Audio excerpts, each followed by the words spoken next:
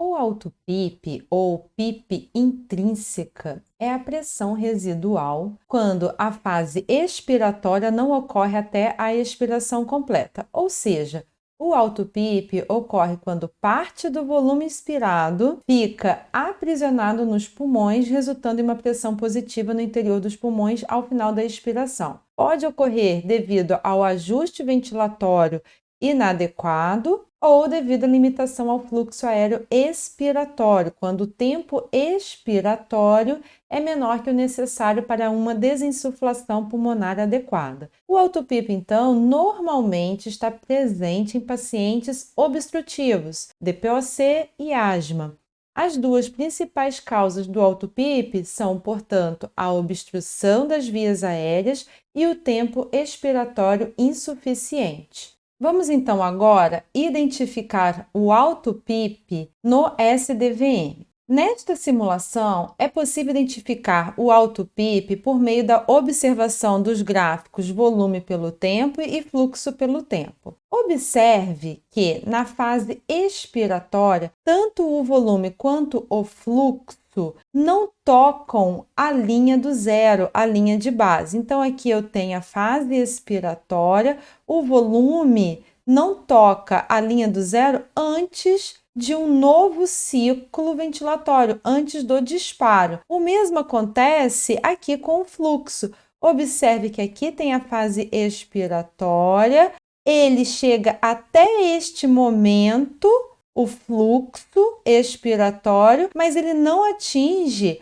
a linha do zero antes de disparar um novo ciclo. Além da monitorização gráfica, porque pelos gráficos já conseguimos observar que há auto-PIP, mas também a gente quer saber o valor dessa auto-PIP. Então, o auto-PIP pode ser mensurado por meio de uma pausa expiratória de até 3 segundos em qualquer modalidade ventilatória, ou VCV ou PCV, desde que não haja esforço respiratório. Então, como realizar a medida de auto-PIP no SDVM?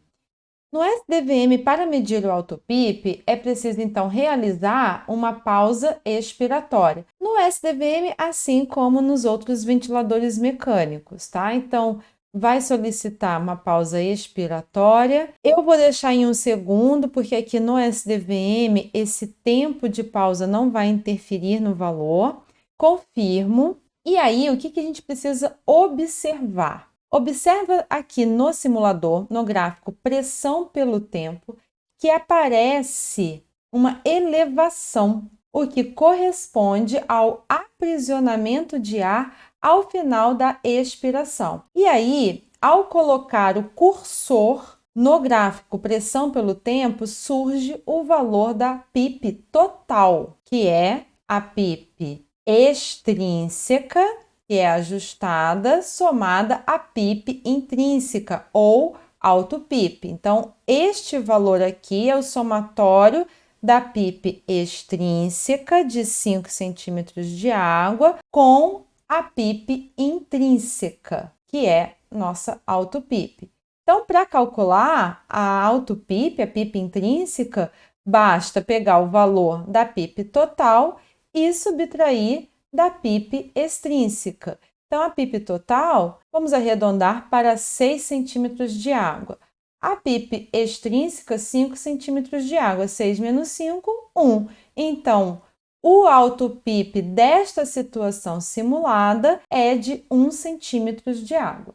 O valor da PIP intrínseca ou do auto-PIP deve ser mantido abaixo de 15 centímetros de água, porque acima deste valor há associação com barotrauma. Então, a presença de auto-PIP contribui para o aumento da pressão elástica do sistema respiratório, produzindo elevação da pressão alveolar ao final da inspiração, assim como a própria PIP extrínseca o faz. Dessa forma, a presença da auto-PIP deve ser levada em conta para a medida da pressão de distensão alveolar, ou driving pressure, e da complacência estática.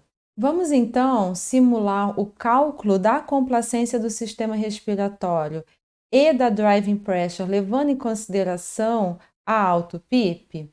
Vamos lá. Então, primeiro, eu vou tirar essa pausa expiratória, vou aguardar um pouco o SDVM. E aí, agora, para calcular a complacência do sistema respiratório e da driving pressure, eu preciso da pressão de platô. E aí, eu preciso fazer uma outra pausa, só que agora é a pausa inspiratória. Então, eu vou reduzir a pausa ins, vou confirmar e aguardar o SDVM fazer esse ajuste. Eu vou até colocar aqui ao lado no monitor a pressão de platô para que o SDVM forneça o número da pressão de platô, o valor da pressão de platô. Forneceu.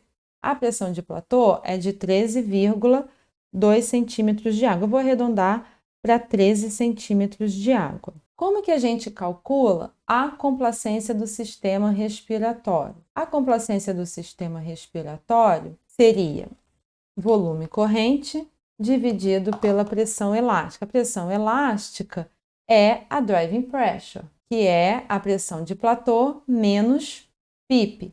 Só que agora eu preciso fazer o cálculo da PIP total. Então, levar em consideração no cálculo a PIP total. Eu tenho um volume corrente de 400 dividido por 13 menos, só que qual era o valor da PIP total? Era de 6, não de 5, porque tem PIP intrínseca, tem auto-PIP. Então, é 13 menos 6. E aí, vamos fazer o cálculo. A complacência do sistema respiratório vai ser igual a 400 dividido por 7. 400 dividido por 7 é igual a 57 mililitros por centímetro de água. Então, essa é a complacência do sistema respiratório.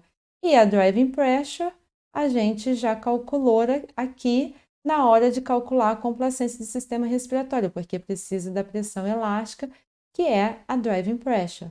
Seria a pressão de platô menos PIP total. Quando possível, é recomendado corrigir o auto-PIP. Isso, se possível. Há pacientes, os pacientes obstrutivos, o auto-PIP é do paciente. Esse paciente ele tem realmente o aprisionamento do ar. Então, não tem como corrigir. Pode até amenizar o auto-PIP. E aí, um meio de corrigir ou reduzir o auto-PIP é por meio da redução da frequência respiratória, a fim de aumentar o tempo do ciclo ventilatório, permitindo o esvaziamento pulmonar ou tempo expiratório completo. Então, vamos observar aqui com a redução da frequência respiratória. Eu vou reduzir para 12 incursões por minuto e observe o que o SDVM mostra de ajuste. Olha só, vou pausar aqui. Quando eu reduzir para 12 incursões por minuto, observe a diferença deste ciclo para este ciclo. Este ciclo ainda estava com uma frequência de 20 incursões por minuto e esse com 12 incursões por minuto. Mais detalhes sobre esses ajustes nesses tipos de pacientes serão vistos no curso de ventilação nas doenças pulmonares. Por enquanto, o que é preciso saber é a identificação de auto-PIP e como calcular o auto-PIP.